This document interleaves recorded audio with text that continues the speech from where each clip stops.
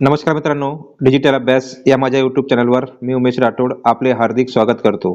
मित्रांनो, निपुण महाराष्ट्र SCERTM या ॲपमध्ये विद्यार्थ्याची चाचणी कशा प्रकारे घ्यायची आहे याविषयी सविस्तर माहिती आपण आजच्या व्हिडिओमध्ये पाहणार आहोत. सुरुवातीला मुख्याध्यापक लॉग इन वरून आपण वर्गवार विद्यार्थी संख्या अपडेट केलेली आहे. तसेच वर्गवार शिक्षक सुद्धा या ठिकाणी नियुक्त केलेले आहे. त्या शिक्षकांनी आपले मोबाईल क्रमांक वापरून या ॲपमध्ये लॉग इन करायचे आहे आणि लॉग इन करून आपल्या वर्गाची चाचणी कशा प्रकारे घ्यायची आहे याविषयी सविस्तर माहिती आपण या व्हिडिओमध्ये पाहणार आहोत. यासाठी सुरुवातीला निपुण महाराष्ट्र SCERTM हे ॲप ओपन करायचं आहे. आता या ठिकाणी प्रोफाइलमध्ये शिक्षक यावर आपल्याला क्लिक करायचं आहे. चाचणी घेण्यासाठी आपण या ठिकाणी शिक्षक हा पर्याय निवडणार आहोत. मुख्याध्यापक या पर्यायातून आपण विद्यार्थी संख्या अपडेट केलेली आहे, शिक्षकांची नियुक्ती केलेली आहे. आता या ठिकाणी चाचणी घेण्यासाठी आपल्याला शिक्षक हे पर्याय निवडावे लागेल.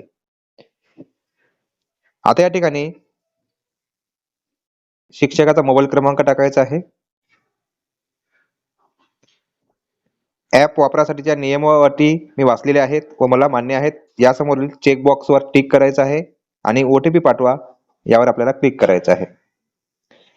आपल्या मोबाईल क्रमांकावर एक OTP येईल, तो या ठिकाणी टाकायचा आहे.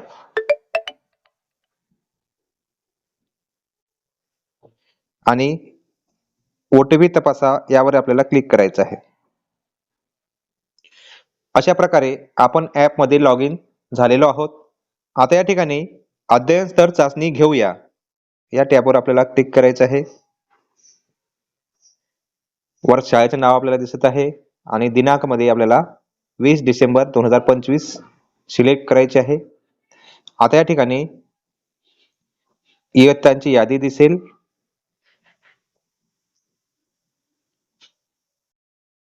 यामध्ये मी इयत्ता दुसरी निवडणार आहे. या ठिकाणी दोन्ही विद्यार्थ्यांचे नाव दिसेल, अंजली प्रदीप चिंचोले. नावासमोर आपल्याला एक एरो दिसत आहे, त्यावर आपल्याला टिक करायचं आहे. आता या ठिकाणी वाचन, लेखन, संख्याज्ञान आणि संख्यावरील क्रिया हे 4 टॅब दिसत आहे.